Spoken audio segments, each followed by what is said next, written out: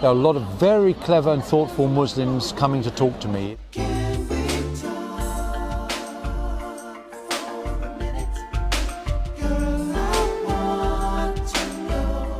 Lately, there are a lot of very clever and thoughtful Muslims coming to talk to me. It's like some phenomena. It's a phenomenon here at Speaker's Corner, and when you get a deeper dialogue, you feel hope for the future. Who in particular has responded well? This man today, he likes mathematics. Nice to meet you. How you doing?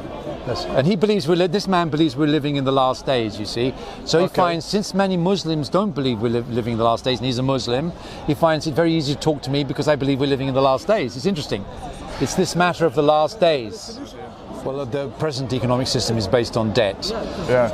And let's say you've been saving a lifetime for a pension. Yeah. You don't actually have control of that asset. That's out there in cyberspace somewhere, the asset. But imagine if 10 local people had got together and bought a house as their pension. They could be getting a constant income from it. But the reason that they invest in the pension system is they're offered tax-deductible benefits. Okay. But most people would have been better off not to have those tax-deductible benefits, get together, buy a house, rent it out. They probably would be better off. They would still have the underlying asset. Yeah. But the financial system is based on various derivatives. If they collapse, it literally is there's nothing there.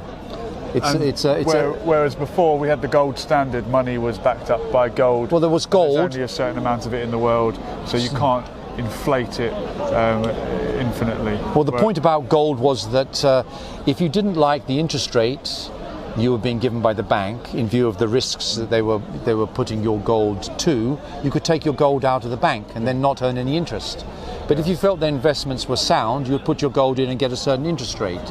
So whoever had the gold, in a sense, determined the interest rate. Yeah. But now you have all the malinvestments in the financial system. So it's supposed to contain all these resources to pay future generation pensions, but those resources are clearly not there. I read an article where there's a shortfall of $70 trillion in the world pension funds. Okay. So they're still paying out quite high benefits to those that have retired, but there's actually a shortage of assets. Mm-hmm. So something's got to give.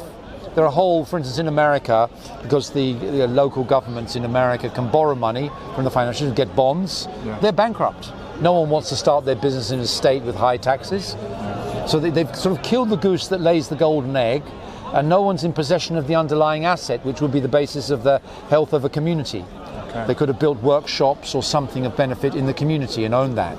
The community could own it, but if you've got 10 families and they're all paying into this central pot, and it's all illusory derivatives, and at some point it collapses, there is nothing, literally nothing.